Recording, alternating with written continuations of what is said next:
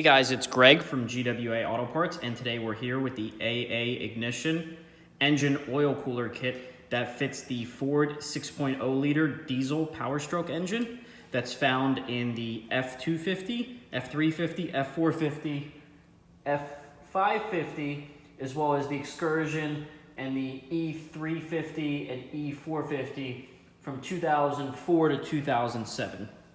Now, I'm going to briefly go over the components of the kit. There's quite a few of them. The first main component is the actual oil cooler itself. If we take a look at this, you can see there's two inlets here. These are going to be the coolant inlets, and then the oil inlets come with plastic caps on them. You want to make sure you remove these caps prior to installation.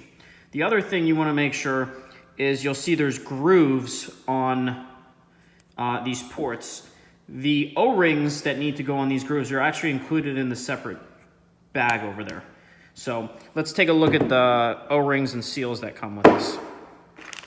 So you have a one of the larger seals comes in this bag. All of these seals and O-rings, you want to make sure you put a light coat of oil on them prior to installation to avoid any sort of tearing or creasing of the O-rings.